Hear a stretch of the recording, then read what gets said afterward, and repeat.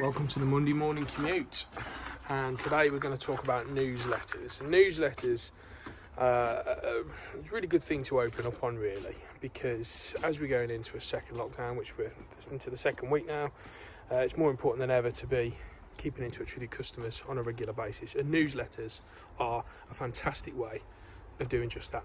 I was posed the question by Daniella Genas, who asked, what is the best way to make your newsletters stand out?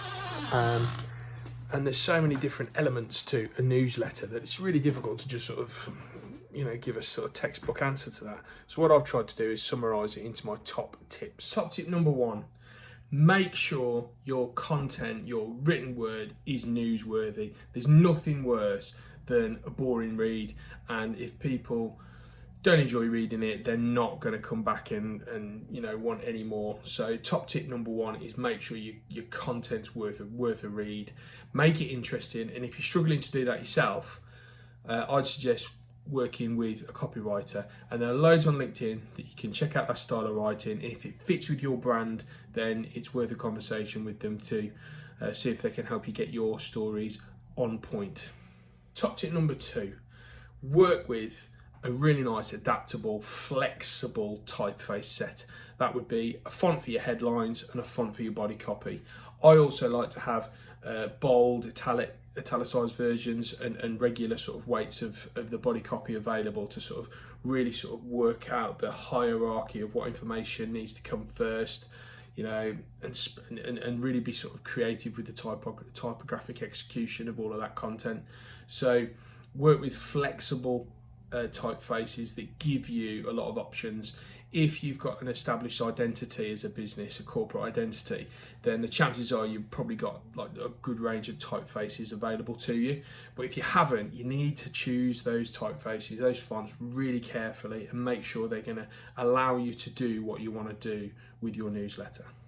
Top tip number three: don't skimp on imagery. Whatever you do, don't cut corners with your photography. You need to have good quality imagery to back up your written word. So make sure your imagery is all high resolution and is shot in a way that allows you to get the frame of reference of that image, nicely sort of like cropped on the page. So whatever you do, don't cut corners with your photographs. Top tip number four: are you going to be delivering this newsletter digitally, or are you going to be printing it and posting it? You really need to know how you're going to be delivering your newsletter like nice and early on in the process, because how you design for screen and how you design for print, two different processes to go through. So make sure you're fully aware of like how you're going to be getting this newsletter out to your audience.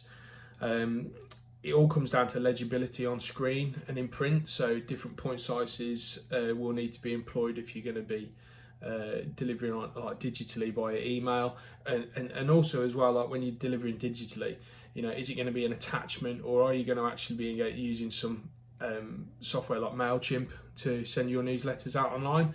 So there's lots of things, lots of variables there to consider as well. So make sure you know how you're going to be delivering this to your audience. Top tip number five: make sure you have a bit of fun in your newsletter. So I always like to suggest things like word searches, spot the difference, little games like that to sort of build rapport on a different level.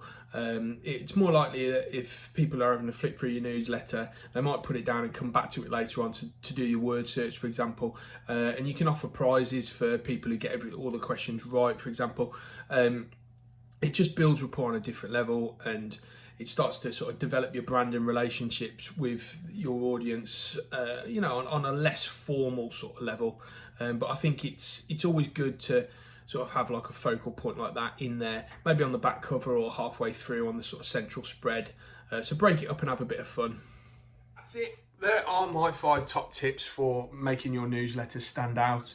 Lots to think about. You can't really summarize it in 5 top tips really, but there are 5 sort of points to think about, and they will sort of give you a good basis and a good foundation for getting your newsletter to really work.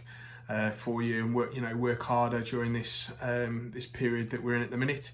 So that's Gareth from Design Pit. This was the first Monday morning commute. Thank you to Daniella Genas for the question, and there's going to be more from me next week. Thank you.